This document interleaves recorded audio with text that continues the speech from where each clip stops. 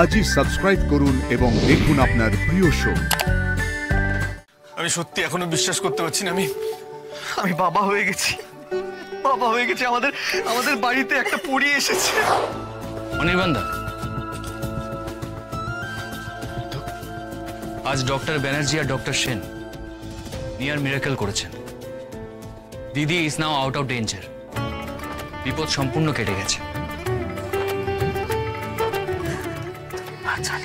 একটা ব্লিডিং কিছুতেই বন্ধ হচ্ছিল না দিদির আগের সার্জারির জায়গা থেকে, আর সেটার জন্য এই সিচুয়েশন যথেষ্ট খারাপ হয়েছিল। একটা সময়ের জন্য মনে হচ্ছিল হয়তো এই লড়াইটা আমরা জিততে পারবো না, কিন্তু ওরা দুজনে সেই অসম্ভবটাকে সম্ভব করেছেন। দিদি এখন সম্পূর্ণ ঠিক আছে। Thank you Sarth, thank you.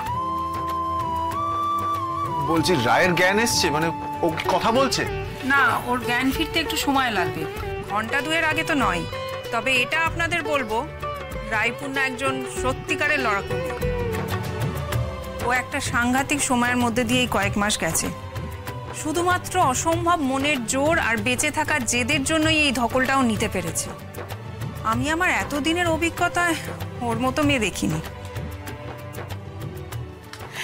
এত ঝড়, এত দুর্যোগ গেছে, কোনোদিন আমার মেয়েটা ভয় পেয়ে একটু পালায়নি। সব জায়গায় মা, আর চোখে চোখ ফেলবেন না, আমাদের রাই তো ভালো আছে। কিন্তু কতটা ধকল গেল বলো তোর উপর দিয়ে। আর চিন্তা নেই, আপনার মেয়ে এখন একদম ঠিক আছে।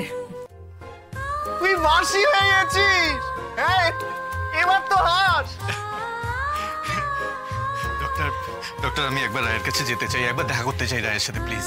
সেটা এখনই সম্ভব নয় মিস্টার সেন। এখন উনি কিছুক্ষণ পোস্ট সার্জারি অবজারভেশনে থাকবেন। আমরা তারপর ওকে কেবিনে শিফট করব, তারপর ওর কাছে যাওয়া যাবে।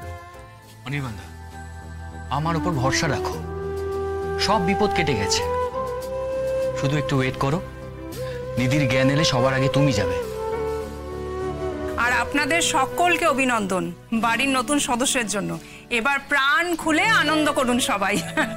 আপনাকে, ইনফ্যাক্ট আপনাদের সকলকে আমার তরফ থেকে অনেক অনেক ধন্যবাদ ডক্টর। আপনারা ছিলেন বলে আমি আমার স্ত্রীকে, আমার সন্তানকে সুস্থভাবে ভালো মতন ফিরে পেয়েছি। আপনারা যে আমাদের উপর ভরসা রেখেছেন তার জন্য আপনাদেরও অনেক ধন্যবাদ। ওই দেখো, চোখ চলচল করছে কেন?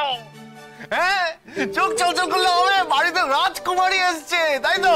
হ্যাঁ, দেখলাম। আমি এখনো বিশ্বাস করতে পারছি না, আমি সত্যি এখনো বিশ্বাস করতে পারছি না। আমি বাবা হয়ে গেছি। বাবা হয়ে গেছি। আমাদের বাড়িতে একটা পরী এসেছে। হ্যাঁ, আরে বাবা, আমিও তো কিছুক্ষণের জন্য ভুলে গেছিলাম। এই রায়কে নিয়ে এত টেনশনে ছিল যে রাজকুমারীকে ভুলে গেছে। এই মিষ্টি, এরকম ভাবে হবে না কিন্তু। মিষ্টি মুখ করাতে হবে সবাইকে। মিষ্টি আনো, রসগোল্লা আনো, কি মা, তাই তো? হ্যাঁ,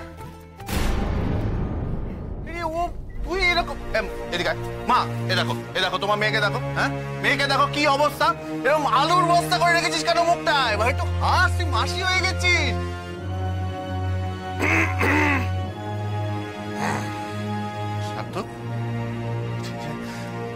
ওকে ক্ষমা করে দাও না, ক্ষমা করে দাও। আজকে একটা খুশির দিন।